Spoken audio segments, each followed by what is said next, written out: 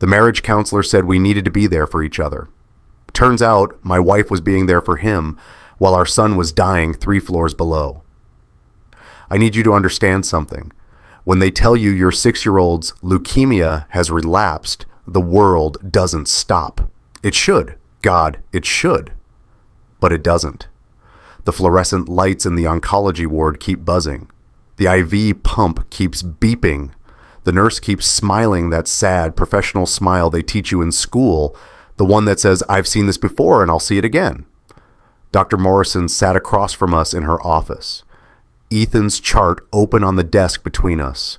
The words bone marrow transplant circled in red. "We need to act quickly," she said. "Ethan's body didn't respond to the second round of chemotherapy. A transplant is our best option now." Sarah reached for my hand. I remember that. I remember thinking, we're in this together. I remember being so completely wrong. The hospital became our world. Ethan's room on the 4th floor, pediatric oncology, blue walls with painted clouds, a window that looked out over the parking lot. Sarah brought his favorite blanket from home, the blue one with the astronauts. He'd had it since he was 2. The fleece worn soft from 4 years of being clutched during nightmares, dragged to preschool, buried under his chin during bedtime stories. He slept with it tucked under his arm, even with the IV line taped to his small hand, even when the fever spiked and the nurses rushed in with cold compresses. Other parents noticed we were there. The couple in the room next to ours, their daughter had neuroblastoma. The father nodded to me in the hallway. That silent acknowledgement. We're in hell. We see you. We're here too. Except I started to realize I was the only one they were nodding to. Sarah had a system, she said, a rotation. I'd take the day shift while she went home to shower, to sleep in a real bed, to reset. She'd come back for evenings. We'd overlap for dinner with Ethan. Then I'd go home around 9 and she'd stay the night. That was the plan. Sarah said she'd be back by morning. She wasn't. I found out later she'd started going to a support group for parents of children with cancer, Tuesday and Thursday nights, 7 to 9 p.m., St. Michael's Church, 3 blocks from the hospital. "I need to talk to people who understand," she told me, "people who know what this feels like." I didn't argue. Everyone processes trauma differently. I processed by staying, by memorizing Ethan's vitals, by learning to read the monitors before the nurses rushed in, by being there when he woke up scared at 2 a.m. Sarah processed by leaving. Michelle was our night nurse. 3 shifts a week, 7 p.m. to 7 a.m. 42 years old, 2 kids of her own. She had this way of talking to Ethan that made him smile even when the nausea was bad. She'd bring him ginger ale in a special cup with a bendy straw. She'd check his port sight and somehow make it feel like she was tucking him in instead of accessing his central line. "How are we doing tonight, Mr. Ethan?" she'd ask. "Okay," he'd whisper. "My tummy hurts." "I know, sweetheart. Let me see what we can do about that." She noticed things. I know that now. She noticed the pattern before I did. It was a Tuesday night. Ethan's fever had spiked to 103.8. The alarms going off. Michelle and another nurse moving quickly, efficiently. Cool compresses, Tylenol through his IV, checking his blood pressure every 15 minutes. I stood at the foot of his bed, useless, just watching, praying. Sarah had left at 7 for her support group. She'd kissed Ethan's forehead. "Mommy will be back soon, baby." At 11, the fever broke. 99.2. Ethan fell asleep, finally, his small chest rising and falling in steady rhythm. Michelle made notes in his chart. I sat in the chair by the window, the adrenaline draining out of me. "Does your wife usually leave this late?" Michelle asked, her voice quiet, casual. I looked at the clock. 11:47 p.m. "She goes to a support group," I said. "It helps her cope. This is, it's overwhelming." Michelle nodded. She looked at the support group flyer Sarah had left on the bedside table, the one from St. Michael's Church, bright purple paper with a Dove logo. "That's good," Michelle said. "It's important to take care of yourself, too." She wrote down the time in her notes. I didn't think anything of it. The fever broke at 1 a.m. Sarah came back at 3. "How is he?" she whispered, setting her purse on the chair. "Better," I said. "It broke around 1. "Oh, thank God." She kissed his forehead again. He didn't wake up. "How was group?" I asked. "Intense," she said, "but helpful. I think I'm going to keep going." I told her that was good. I told her I'd see her in the morning. I drove home in the dark, the highway empty at 3:30 a.m. Michelle didn't say anything else, but her eyes stayed on that flyer a little too long. The pattern continued, Sarah at support group. Me at Ethan's bedside during the fever spikes, the nausea episodes, the moments when he woke up crying because he didn't understand why his body was betraying him. Ethan asked for her. Of course he did. "Where's Mommy?" He'd say. "She went to talk to some people who understand what we're going through," I'd tell him. "She'll be back." "Does she understand what I'm going through?" he asked once. I didn't have an answer for that. Dr. Morrison scheduled a bone marrow biopsy. Standard procedure. They needed to see how the disease was progressing, whether a transplant was still viable. The procedure required sedation. Ethan would be unconscious. It would take about 30 minutes, but he'd be scared before they put him under. He'd need both of us. I called Sarah the night before. "The biopsy is scheduled for tomorrow, 10 a.m. "I'll be there," she said. She wasn't. At 9:30, I texted her. "On your way? Running late. Be there soon." At 9:50, they came to prep him. A nurse I didn't recognize, young, probably fresh out of school. She explained the procedure while Ethan gripped my hand. "Where's Mommy?"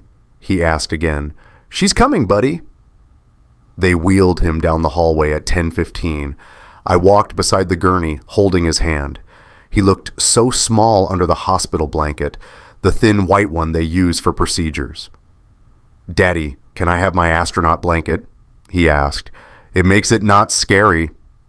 My heart stopped. "Mommy has it, remember? She took it home to wash it." That's what Sarah had told me 2 days ago. She'd bring it back. Ethan's eyes filled with tears. "I need it." "I know, buddy. I know. Let me call Mommy." I dialed her number. Voicemail. I texted. "Ethan needs his blanket. Where are you?" 3 dots appeared, disappeared, appeared again. "I forgot it at home. I'm so sorry." She forgot it. The blanket he'd slept with every single night for 4 years. The one that smelled like home. The one he clutched during thunderstorms and bad dreams. The one he'd asked for specifically. She forgot it. The nurse handed me a hospital blanket. Thin, scratchy, smelling like industrial bleach. "Will this help, sweetheart?" she asked Ethan. He took it. He was 6. He was trying to be brave. "It's okay," he whispered. "It's okay." But his chin trembled. Dr. Morrison came in with the anesthesiologist. They explained what would happen. Ethan would count backward from 10. He'd fall asleep. When he woke up, I'd be right there. "Daddy will be right here when you wake up," I told him. "I promise." "Both of you?" he asked. I should have lied. "Yes, both of us." He started counting. 10, 9, 8. His eyes got heavy. 7, 6. He looked at me. 5. His hand went slack in mine. Sarah showed up at 10:45. I was in the waiting room, head in my hands. "I'm so sorry," she said. "Traffic was terrible." I looked at her. She wasn't out of breath. Her makeup was perfect. Traffic. "He asked for you," I said. "I know, I'm sorry." "He asked for his blanket." Her face crumpled. "God, Patrick, I forgot. I'm sorry. I've been so scattered." "He cried," I said, "during the prep. He cried for his blanket." "I'll bring it tonight. I promise." Dr. Morrison came out 30 minutes later. The biopsy was complete. Ethan was in recovery. I could see him in 10 minutes. Sarah came with me. We stood on opposite sides of his bed. He was still groggy, mumbling in his sleep. He reached out. For a moment, I thought he was reaching for both of us. He was reaching for his blanket that wasn't there.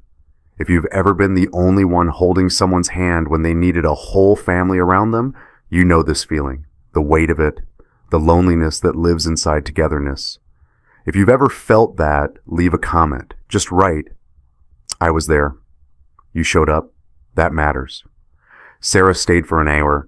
Then she had to go home, she said. She'd be back for the evening shift. Michelle came on at 7. She checked Ethan's vitals.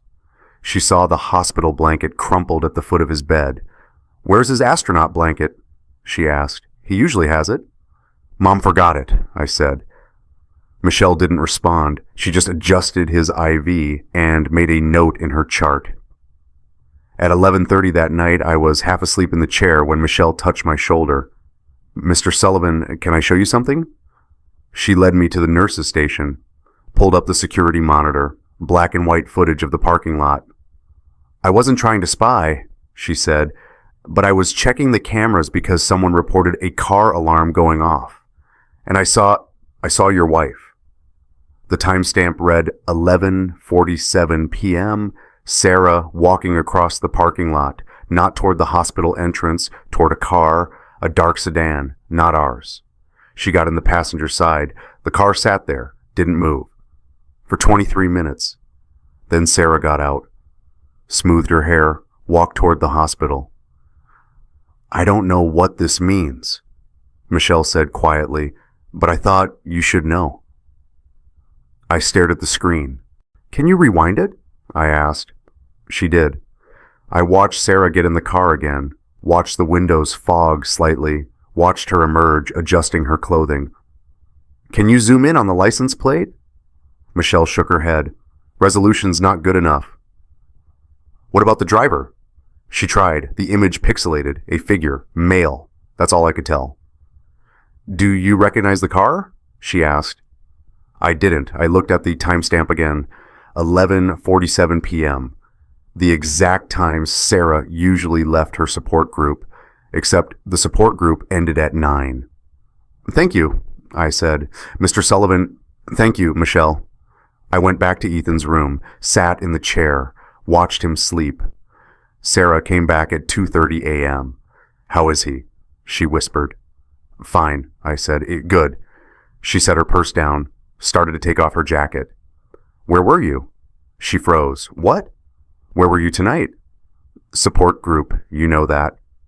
"Support group ends at 9. She laughed, nervous. "Some of us went out for coffee after. We needed to decompress." "For 3.5 hours. "Patrick, what is this?" I looked at her, really looked at her. She was scared. I could see it. "Nothing," I said. "I'm tired. I'm going home." I kissed Ethan's forehead, walked past Sarah without looking at her. In my car, I called my brother Ryan. "It's 2 a.m, he answered. "Is Ethan okay?" "I need you to do something for me," I said. "Anything." "I need you to call St. Michael's Church tomorrow. Ask about their cancer support group schedule. Ask how long the meetings run." Silence. "Patrick, just do it, please." "Okay," he said quietly. "Okay." I didn't sleep that night. Ryan called me at 10 a.m. "I talked to the secretary at St. Michael's," he said. "The support group meets Tuesday and Thursday, 7 to 9 p.m., no exceptions. They lock the building at 9:30. "Okay." "Patrick, what's going on?" "I don't know yet," I said, but I did know, somewhere deep in my gut, I knew. 2 nights later, Michelle pulled me aside again. "Mr. Sullivan, I need to show you something else." She brought me to the nurse's station, pulled out the visitor log, the clipboard where everyone signed in and out. She flipped back through the pages, pointed, Sarah's signature, Thursday, March the 14th, sign out time 11:52 p.m., Tuesday, March 12th, 11:52 p.m., Thursday, March 7th, 11:49 p.m., every night, nearly midnight, every single time Ethan had a procedure scheduled for the next morning. "I'm not trying to cause problems," Michelle said, but patterns matter, and this is a pattern.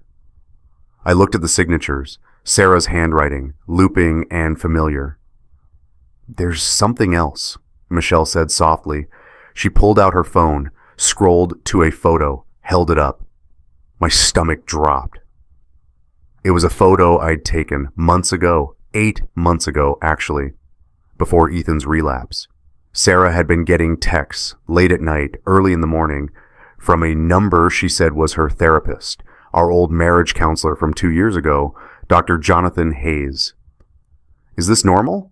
I'd asked Michelle one night, showed her the photo I'd taken of one of the texts, just to see if I was being paranoid. The text read, "Thinking of you. Hope you're finding peace." "I'm not a therapist," Michelle had said then, "but that seems personal." I'd brushed it off. We'd seen Jonathan during a rough patch. He'd helped us. He was just checking in. Now Michelle was showing me that same photo. "Mr. Sullivan," she said carefully, "2 nights ago at 2:17 a.m., I was outside getting some air. I saw a car in the parking lot." My mouth went dry. "I recognized the man driving from this photo, the one you showed me, your old therapist." The world tilted. "Are you sure?" "I'm sure," she said. "I thought maybe he worked here now, so I checked the hospital directory. He doesn't. He's not affiliated with this hospital at all." "That's not a support group counselor. That's your marriage counselor from 2 years ago." "I'm sorry," Michelle whispered. "I'm so sorry, but I thought you needed to know." I nodded, couldn't speak. She left me there, at the nurse's station, staring at the visitor log. Sarah's signature, 11:52 p.m. Every time Ethan had a procedure the next morning, every time he needed both of us most. My phone buzzed. "Ryan, did you figure it out?" I typed back with shaking hands. "Yeah, I think I did." "What do you need from me?"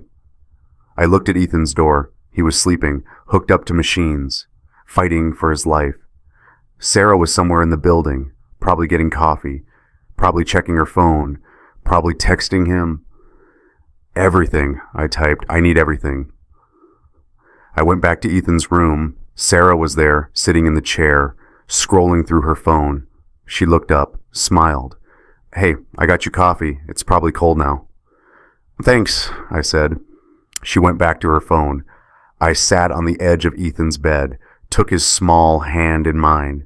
He stirred, opened his eyes. "Daddy?" "Hey, buddy, I'm here." "Is Mommy here too?" I looked at Sarah. She was still on her phone. "Yeah," I said, "she's here." But she wasn't, not really. I didn't know it yet, but she hadn't been there for a long time. Sarah's signature. 11:52 p.m., every procedure night. The world kept spinning, the IV kept dripping, the monitors kept beeping, but everything had changed. Ryan showed up the next morning with his laptop and a list. "Okay," he said, "tell me what you know." We were in the hospital cafeteria. Sarah was upstairs with Ethan. I had maybe 45 minutes before I needed to be back. "Her support group ends at 9, I said. "She doesn't leave the hospital until midnight. Michelle saw her getting into a car in the parking lot. The driver was our old marriage counselor, Jonathan Hayes." Ryan typed as I talked, his face unreadable. "And you're sure it was him?" Michelle recognized him from a photo I showed her months ago when Sarah was getting weird texts. "What kind of texts?" "Thinking of you. Hope you're finding peace." I thought he was just checking in. We saw him 2 years ago when things were rough. Things were rough? I looked at my coffee. Ethan got diagnosed. The first time. Sarah couldn't handle it. We went to couples therapy. Jonathan helped us communicate, or I thought he did. Ryan's jaw tightened. "Patrick, how many times has she left during Ethan's hospital stay?" "Every night, for her support group." "How many nights is that?" I counted in my head. "We've been here 6 weeks. She goes Tuesday and Thursday, so 24 times. Ryan wrote it down. "And Michelle said she saw Sarah getting into Jonathan's car around midnight." "Around 11:47. The support group is 3 blocks away. It ends at 9. "So where is she from 9 to midnight?" I didn't answer. I didn't have to. Ryan closed his laptop. We need proof, real proof, not just suspicion. How? Leave that to me, he said. For now, you focus on Ethan. I'll start digging. Michelle was waiting for me at the nurse's station when I got back upstairs. Mr. Sullivan, I pulled some records for you. She handed me a folder. Hospital policy says I shouldn't, but these are visitor logs and parking validations. I opened the folder. Photocopies, Sarah's signature, times, dates, and parking tickets.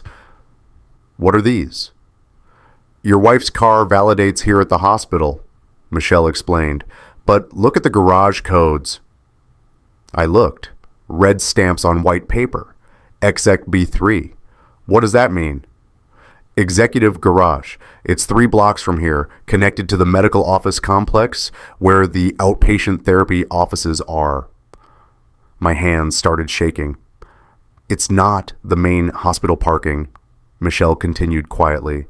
Families use Main A or Main B. Staff use Staff C. The executive garage is for doctors, private practices, dentists, therapists. Jonathan's office is in the medical complex, I said. I figured, Michelle said. I looked at the timestamps. January 18th, 11:52 p.m. validation, exec B3. January 21st, 11:49 p.m. exec B3. January 25th, 11:47 p.m. exec B3. Every time. Wrong garage, wrong times. She's been validating from his building, I said. Michelle nodded. Thank you, I managed. Patrick. She'd never used my first name before. Whatever you find out, Ethan needs you stable. Don't do anything that takes you away from him. I won't. But I could feel something breaking inside me, something I'd been holding together with denial and exhaustion and desperate hope. The validations showed Sarah's car at the hospital, but the timestamps told a different story. She was validating from the executive parking garage 3 blocks away, from Jonathan's building, while Ethan was in the ICU. Ryan called that afternoon. I need Sarah's phone password, he said. Why? Her fitness tracker syncs to her phone. If she's got automatic cloud backup, I can access her location history. Is that legal? You're her husband. It's a shared account on your family plan. Technically, it's your data too. I gave him the password, the one we'd always shared, our anniversary. She hadn't changed it. I'll call you back, Ryan said. 2 hours later, my phone rang. Patrick. Ryan's voice was different, tight. You need to sit down. I'm sitting. I got into her fitness tracker cloud account, her GPS history for the last 6 weeks. And silence. Ryan. January 14th, he said, 9:47 p.m. Ethan's chart says his platelet count went critical. You called me that night. You were panicking. I remembered the alarms, the nurses running, Ethan's blood refusing to clot. I remember. Sarah's tracker shows her at 127 Maple Street, Ryan said. I looked it up. That's Jonathan Hayes' home address.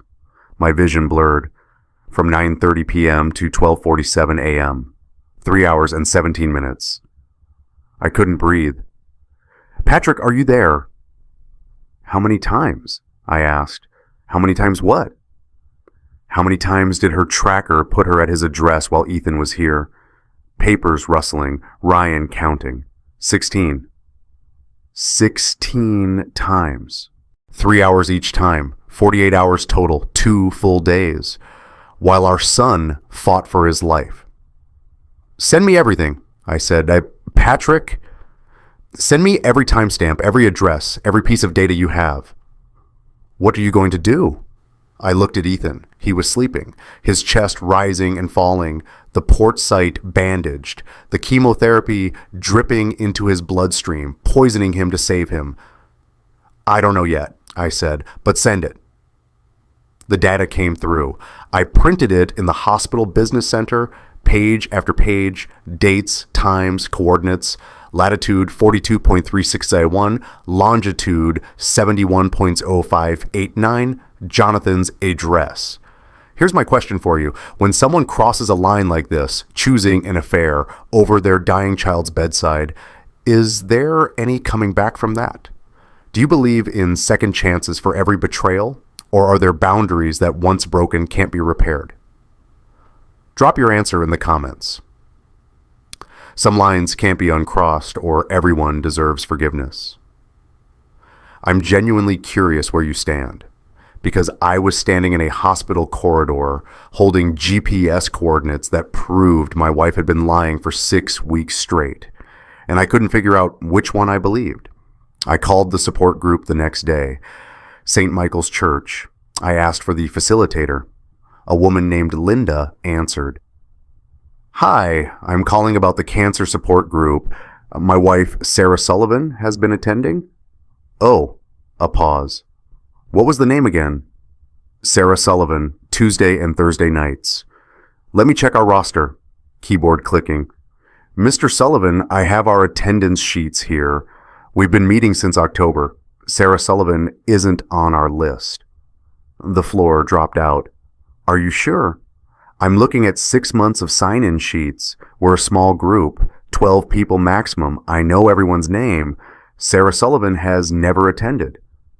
"Maybe she signed in with a different name." "Everyone signs in with their real names. For privacy and safety, I'm sorry, but your wife has never been to our group." "Okay," I said. "Thank you." I hung up. The flyer, the purple flyer Sarah had left on Ethan's bedside table. Proof, evidence, a prop. She'd never gone. Not once. 24 Tuesday and Thursday nights, 24 lies. I sat in my car in the parking lot and I screamed, just once, just to get it out. Then I called Ryan. "She never went to the support group," I said. The facilitator confirmed it. "Not once in 6 months." "Jesus," Ryan breathed. "I need more. I need something concrete. Something she can't explain away." "I'm already looking," Ryan said. "Give me 24 hours. He called me back in 18. "I searched Sarah's car," he said. "With your permission, your name's on the registration. And I found a journal, leather, embossed with Dr. Jonathan Hayes, licensed therapist." My heart stopped. "It's therapy notes," Ryan continued, "except they're not therapy notes." "What are they?" "Affair logistics disguised as therapeutic guidance." Ryan's voice shook with rage. "I'm reading them now. January 10th. S needs extended hospital time for processing. Encourage vigil rotation to prevent burnout." What does that mean?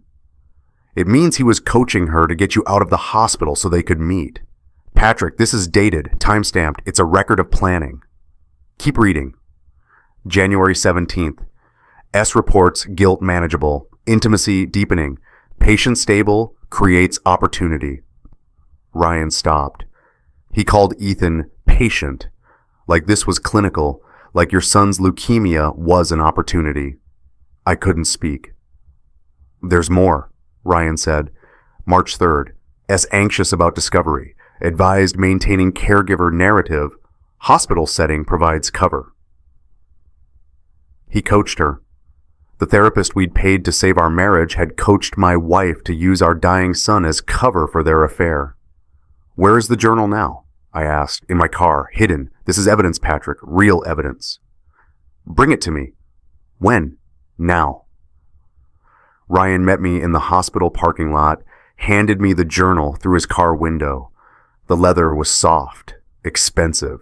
Jonathan's name embossed in gold. I opened it. His handwriting, neat, clinical. Session notes, Sarah S. Not therapy notes, session notes. Like she was a client, but the content. God, the content. December 12th, first private meeting.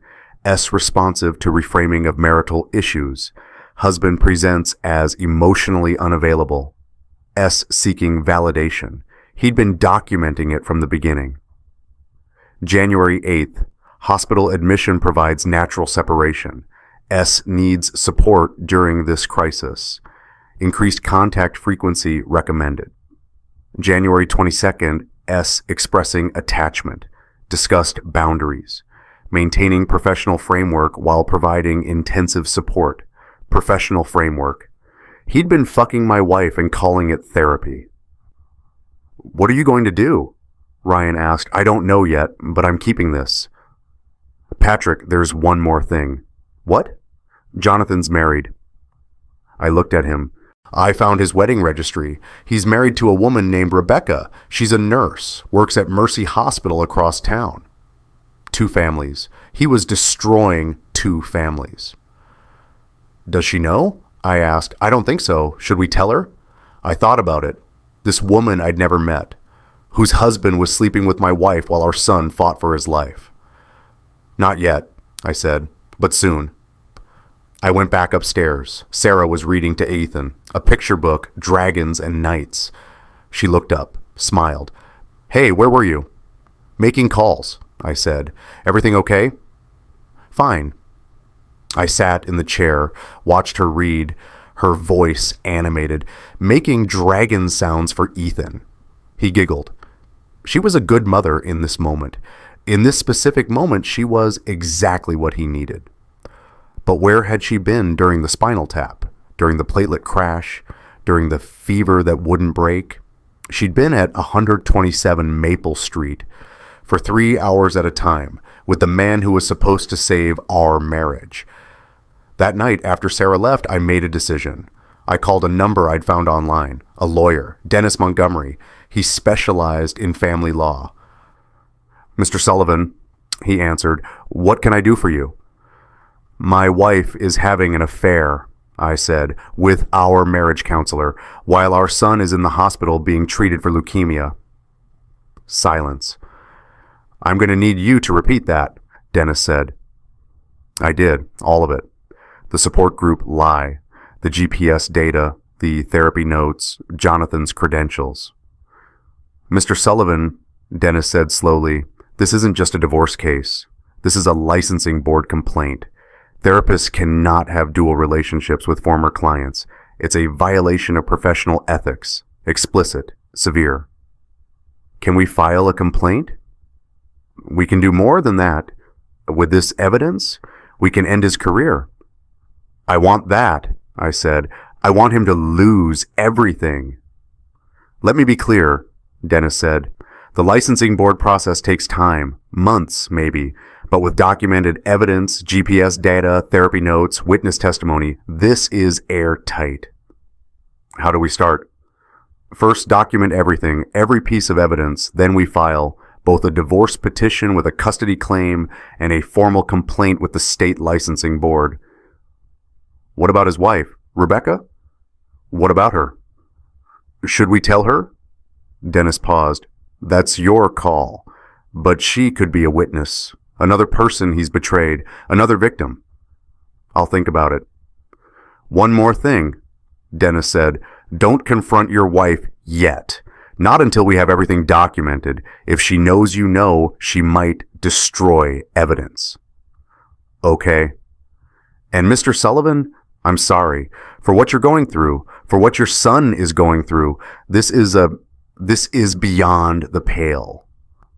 I hung up, sat in the dark hospital room. Ethan asleep 3 feet away. Sarah was somewhere in the building, or maybe she wasn't. Maybe she was at 127 Maple Street. Maybe the GPS would show it later. My phone buzzed. Ryan, you okay? No. What do you need? Find Rebecca Hayes. I want to talk to her. It took Ryan 2 days. He called me on a Thursday afternoon. I have Rebecca's phone number. She works at Mercy Hospital, day shift, labor and delivery. Did you talk to her?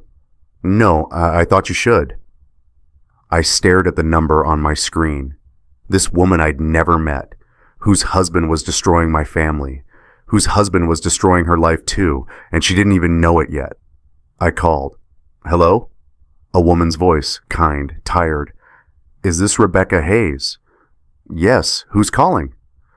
My name is Patrick Sullivan. I don't know how to say this, so I'm just going to say it. I think your husband is having an affair with my wife. Silence, long enough that I thought she'd hung up. Mrs. Hayes? I'm here. Her voice different now, small. Why do you think that? I told her. Not everything, not the therapy notes yet, but enough. The parking lot, the GPS data, the lies. My son is in the hospital, I said. Leukemia. My wife has been using his hospital stay as cover. I have proof they've been together multiple times at your home address. 127 Maple Street, she whispered.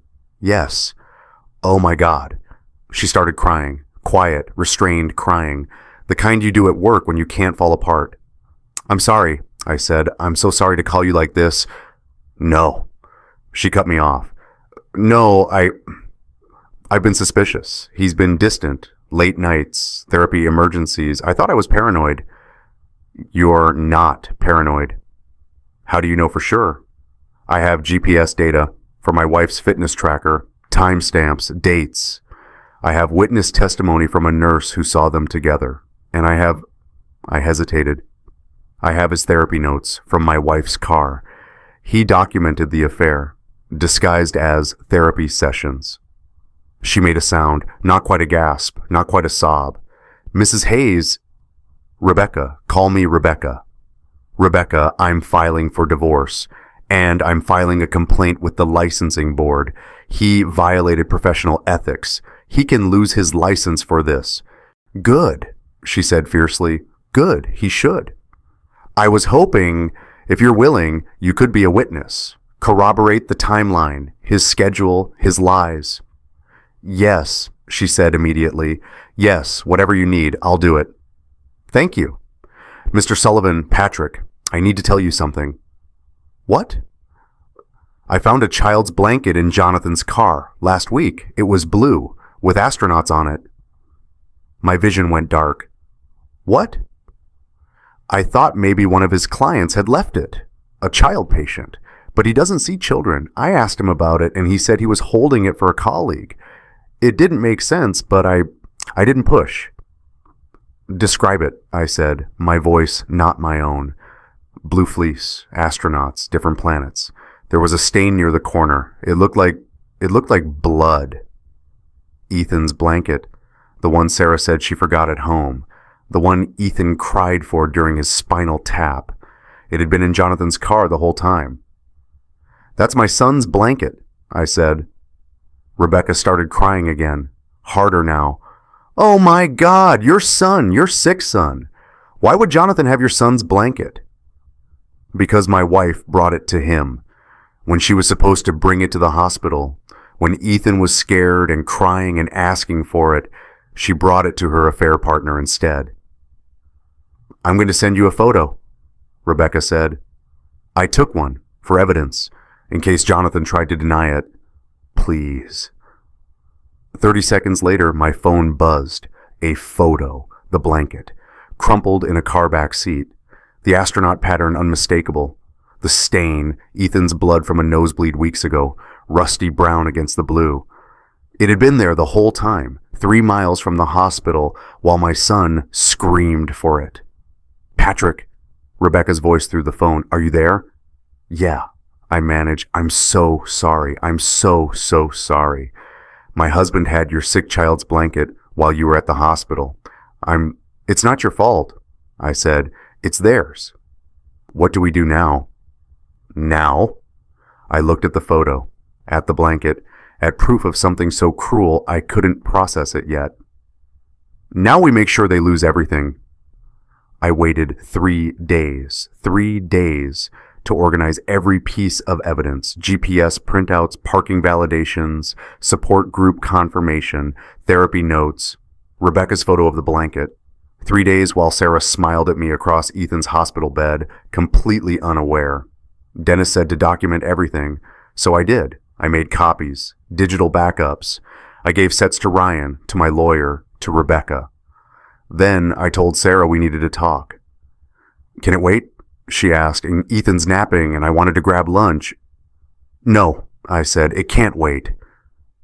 Something in my voice made her stop. She looked at me, really looked at me. Okay, she said quietly. Ryan was waiting in the family consultation room. Sarah saw him and her face changed. What's going on? I set the evidence binder on the table between us, 3 inches thick. Sit down, I said. She sat. I opened the binder, turned it to face her. January 14th, 9:47 p.m. Ethan's platelet count crashed. Do you remember? Her eyes widened. She looked at the GPS printout. Latitude 42.3601, longitude 71.0589.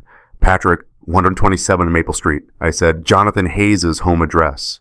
You were there for 3 hours and 17 minutes while I held Ethan's hand alone, while I called you 12 times, while you texted back that you were getting coffee. Her face drained of color. You don't understand. January 18th, 11:52 p.m. You signed out of the hospital. Executive parking garage B3, not the main lot. The garage attached to Jonathan's office building. I flipped the page. Another printout. Another date. Another lie. January 21st, January 25th, February 2nd, February 9th. I kept flipping. She kept shrinking. 16 times, I said. Your fitness tracker puts you at his address. 16 times, 48 hours total, 2 full days, while Ethan was fighting for his life. Patrick, please. The support group. I pulled out the email from Linda. I called St. Michael's. You never attended. Not once. The facilitator confirmed it. You've been lying for 6 weeks. Sarah put her hands over her face. And this. I pulled out Rebecca's photo. The blanket. Astronaut pattern visible. Bloodstain near the corner. This is Ethan's blanket. The one he asked for during his spinal tap. The one you said you forgot at home. It was in Jonathan's car. Jonathan's wife found it. Sent me this photo. Sarah looked at the picture, started crying.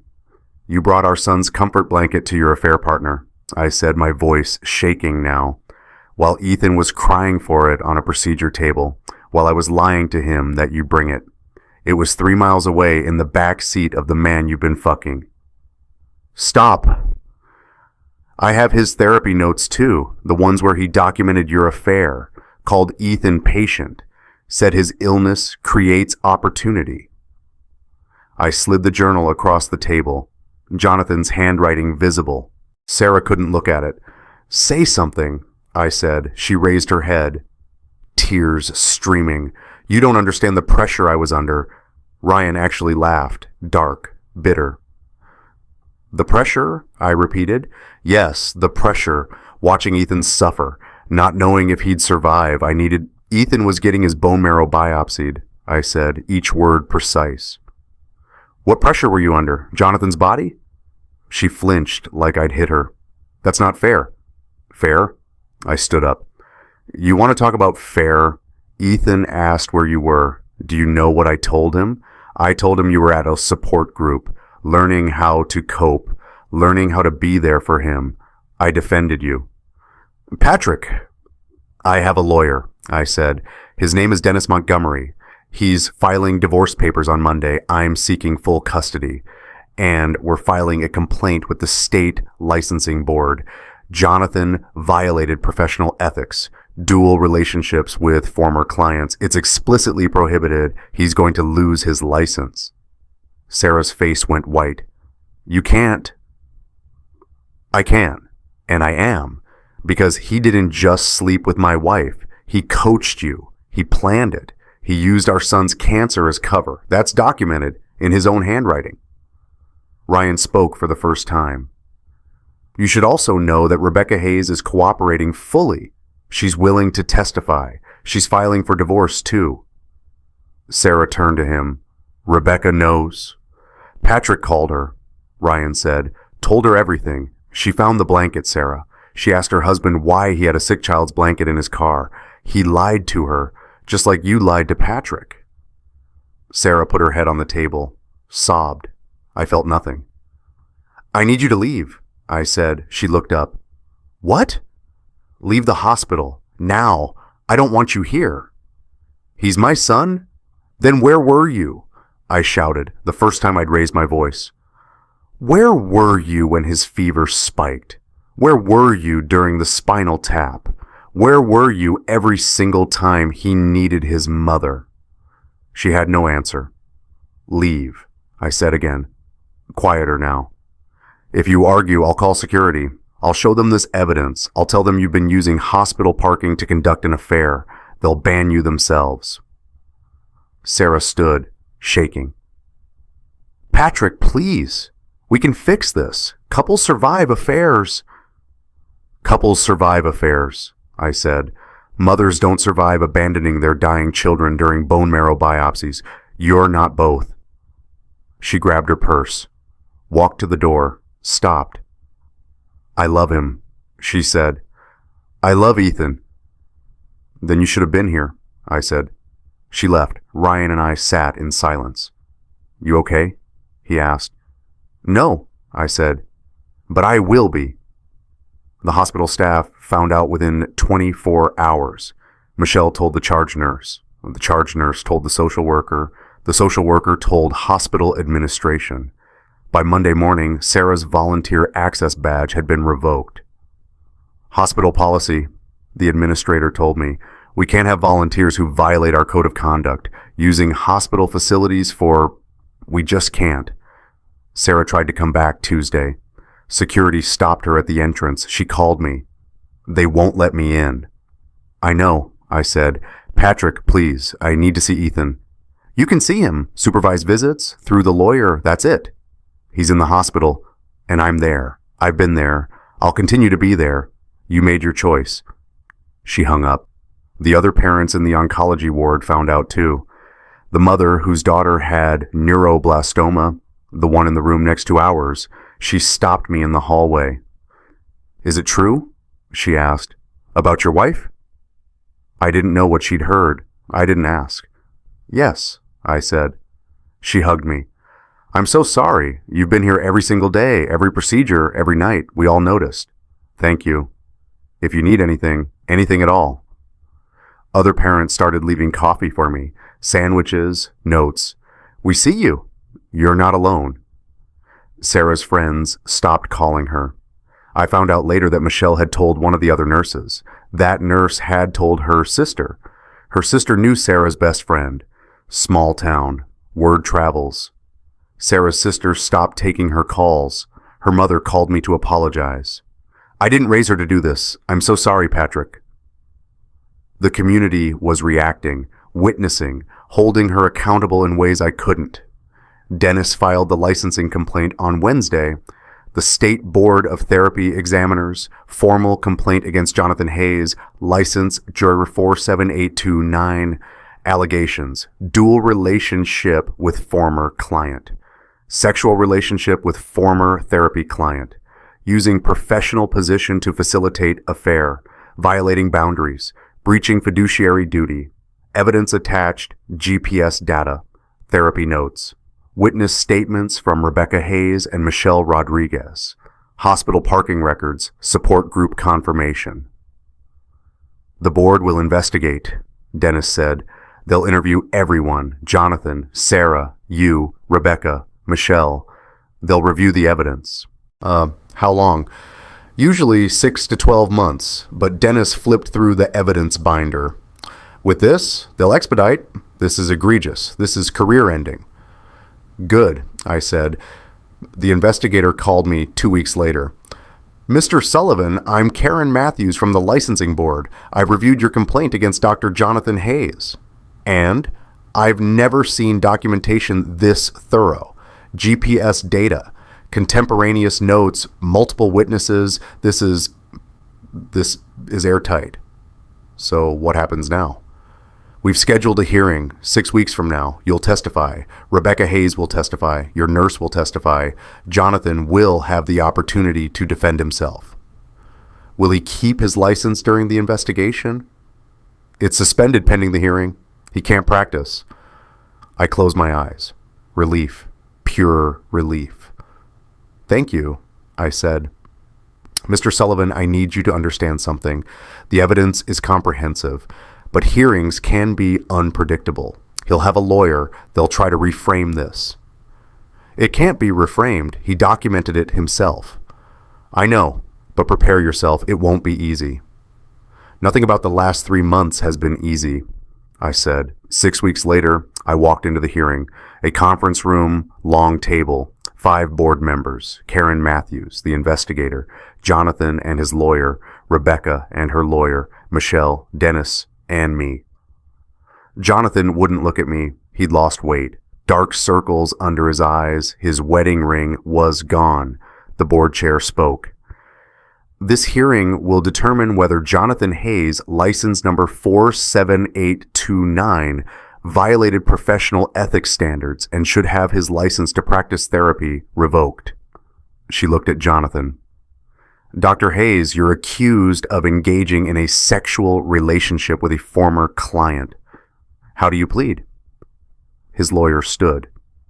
The relationship began 2 years after therapy concluded. The professional relationship had ended.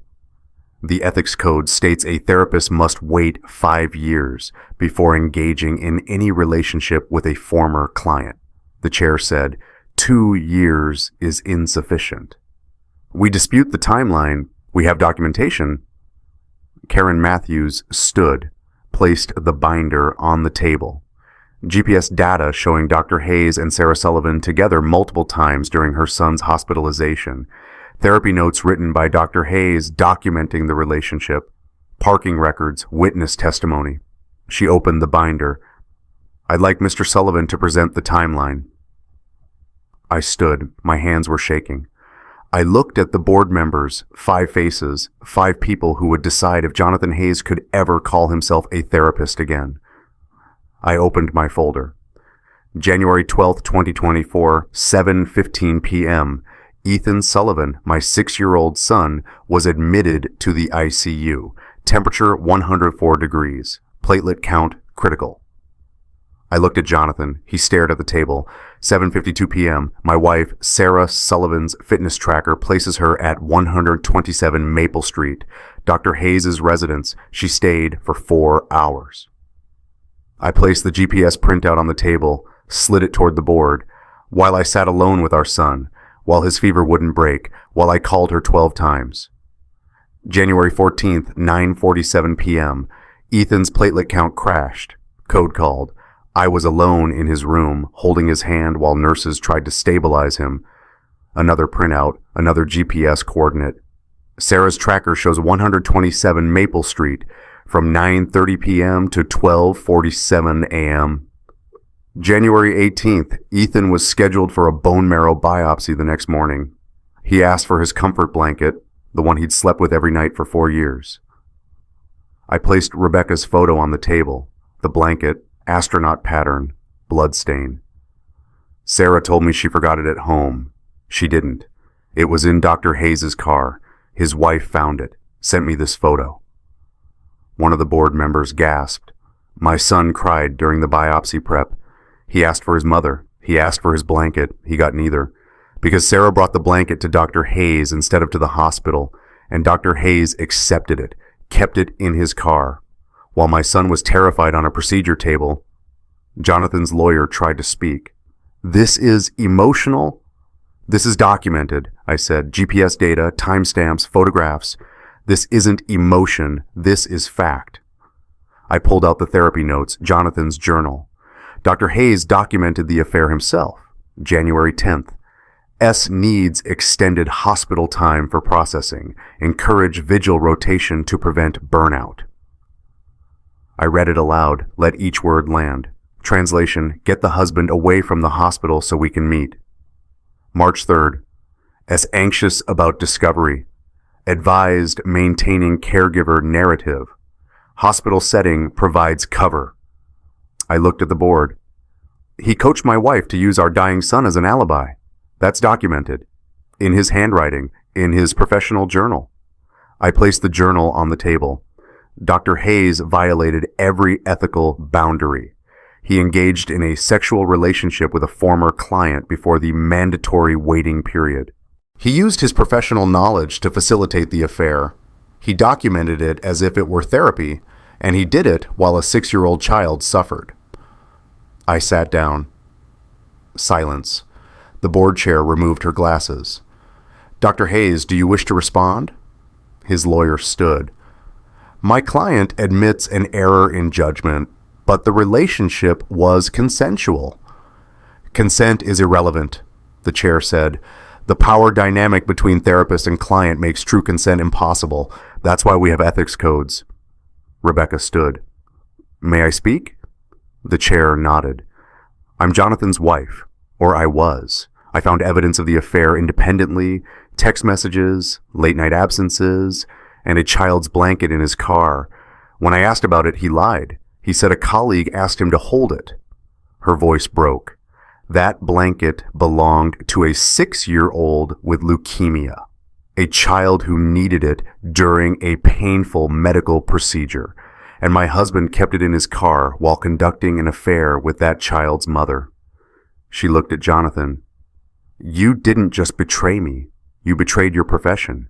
You used a child's suffering as cover. Michelle testified next, described the pattern of Sarah's absences, the parking lot meetings, the midnight sign-outs. In my 15 years as a nurse, I've never seen a parent use their child's hospital stay to conduct an affair. It was disturbing, deeply disturbing. The board deliberated for 17 minutes. We waited in the hallway. Rebecca paced. Michelle sat with me. However this goes, Michelle said quietly, you did the right thing. Did I? Ethan's going to grow up knowing his mother chose an affair over him. Ethan's going to grow up knowing his father fought for him every single time. That matters more. The door opened. Karen Matthews gestured us back in. We sat. The board chair stood. After reviewing the evidence and hearing testimony, this board finds that Jonathan Hayes, license number 47829, violated multiple sections of the Professional Ethics Code.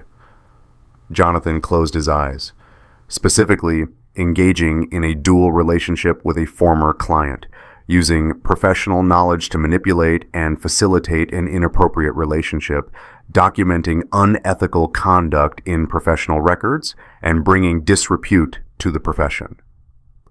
She looked at Jonathan. Dr. Hayes, your license to practice therapy in this state is hereby revoked, effective immediately. You are prohibited from representing yourself as a therapist. You are required to notify all current clients that your practice is closed.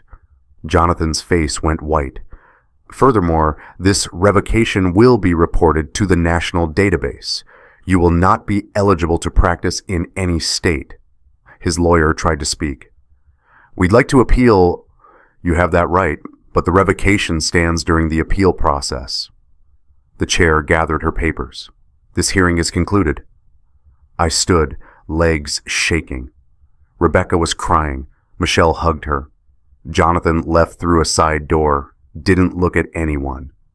Outside, Dennis shook my hand. It's over. Is it? The license is gone. His career is over. Sarah will face consequences in the custody hearing. You won. Patrick, you actually won. I didn't feel like I'd won. I felt exhausted, but I also felt something else. Something I hadn't felt in months. Relief. Jonathan's practice closed within a week. A sign in the window. Dr. Jonathan Hayes' practice is permanently closed. Current clients, please call the number below for referral assistance. His wife, Rebecca, filed for divorce, got the house. He moved into an apartment across town. The professional community circulated warnings. Jonathan Hayes is no longer licensed. Do not refer clients to him. He became a pariah. Sarah's consequences came slower, but just as thoroughly. The custody hearing was brutal. Dennis presented everything.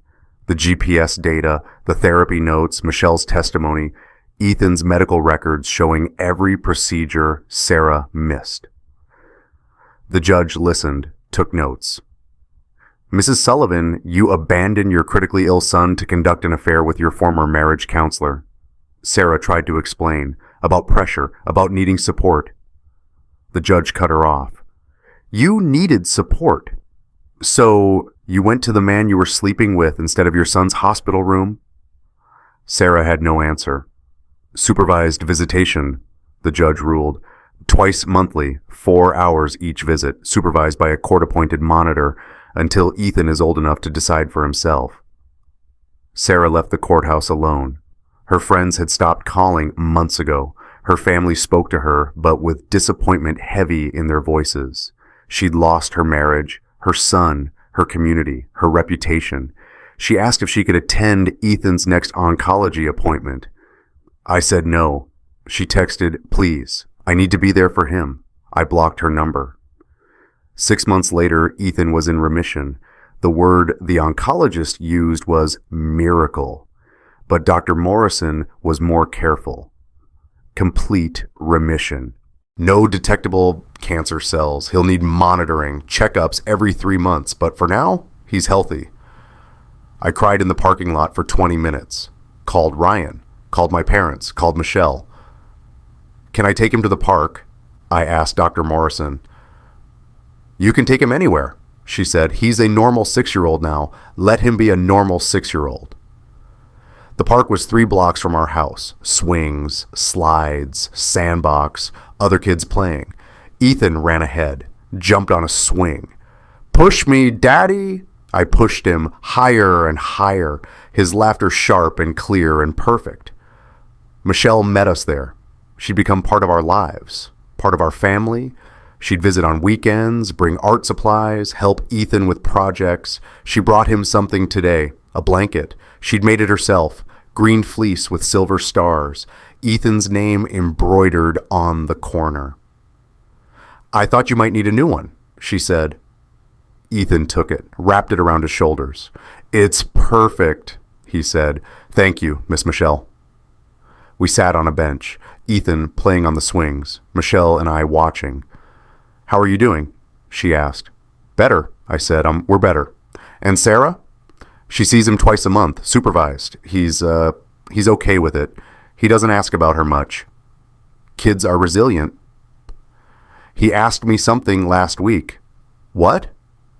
"He asked if Michelle could be his family too." Michelle's eyes filled with tears. "What did you say?" I said yes, if she wants to be. Michelle took my hand. I'd be honored. Ethan ran over, breathless, happy. "Daddy, did you see me? I went so high."